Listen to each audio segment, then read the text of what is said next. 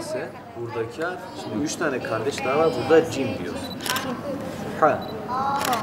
Ha. Ha. Diğer harfi ha. Diğerinde del. Del. Ra. Z.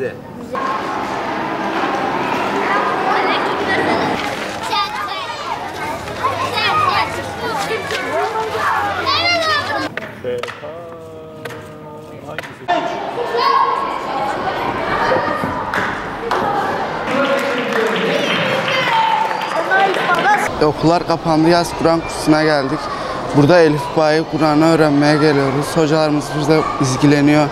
Çeşitli etkinlikler yapıyoruz. Mendil kapmaca, halay çekme filan. Burada Kur'an'ı öğreniyoruz. Peygamber hayatını öğreniyoruz. Büyüklerimize saygılı, küçüklerimize sevgi yapmayı öğreniyoruz.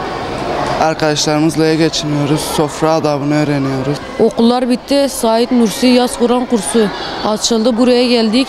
Hocalarımızla birlikte Kur'an'a geçmeyi öğreniyoruz. Hocalarımıza teşekkür ediyorum. Kur'an'a geçmeme 2 sayfa kaldı. Burada trafik kurallarını öğreniyoruz. Sofra adabını öğreniyoruz. Peygamberimizin hayatını öğreniyoruz. Eve nasıl gireceğimizi öğreniyoruz. Ailelerimize nasıl davranacağımızı öğreniyoruz. Büyüklerimize saygılı, küçüklerimize sevgili olmayı öğreniyoruz. Etkinlikler yapılıyor. Mesela halat oynuyoruz, mendil kapmaca oynuyoruz, saklambaçlar oynuyoruz. Hocalarımıza da teşekkür ediyoruz bizi okuttukları için. Camiye geldim. 90 tatil oldu. Camiye geldik. Cami kursunda abdesti öğrendik. Kur'an okumayı öğrendik. Bize ikram ediyorlar. Yemek ikram ediyorlar. Abdestimizi öğrendik. Ondan sonra oyun oynuyoruz. Salmaya, namaz kılmayı öğreniyoruz. Her şeyi öğreniyoruz. Biz buraya geliyoruz. Hocalarımız bize trafik kurallarını, temizlik kurallarını öğretiyor. Ondan sonra temizliği öğretiyor. Arkadaşlarımızla iyi geçinmeyi öğretiyor hocalarımız.